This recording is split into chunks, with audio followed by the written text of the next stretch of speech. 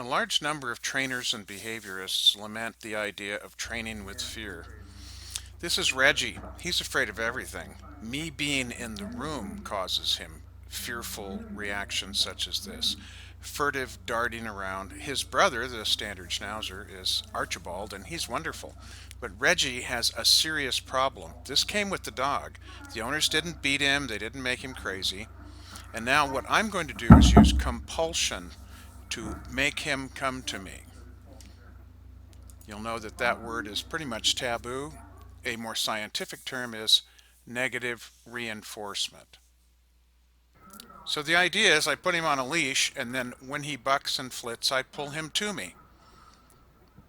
And you can see that he's not happy with the situation. As soon as I can, I make the leash loose, then I get him back out, then I do it again. Now I'm going to pull him in again. There we go. Oh, he's not happy. He's not happy. If you saw this, you'd think I was a cruel person because I'm tormenting or badgering this dog. The difference is that I know what's going to come from it. Eventually, he's going to wind up in my lap. If I can get to the point where I can pull him into me and do this, which is to get him into my lap, then he's making progress. We see that there's a dynamic change in his behavior over time, over repetitions. This is what the word therapy really means. If you just go and sit with the dog in the same room for weeks to months, that's not therapy.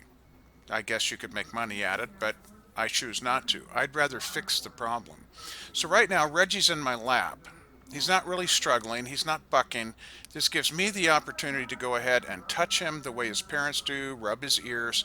When he's aroused, fearfully aroused, he doesn't feel this stuff, which means if he is fearfully aroused, none of your positive solutions have any influence on the dog whatsoever. You have to bring him down to this level. I promise you that under normal circumstances, if it was his owners, he would love this, having his ears rubbed, his cheeks rubbed.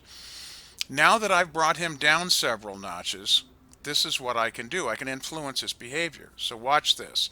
Here he comes. Oh my God, he got into my lap that second time much quicker. And that's one of the factors that I look at. I want to see if this dog will improve.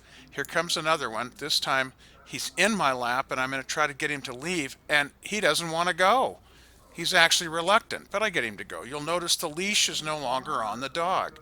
This is what I set out to accomplish in this session. And then Reggie comes to me when called. The dog I met 45 minutes before this wouldn't have done that in a million years. And here it is again. I'm going to slip him out. He's reluctant to go. He doesn't want to leave me anymore.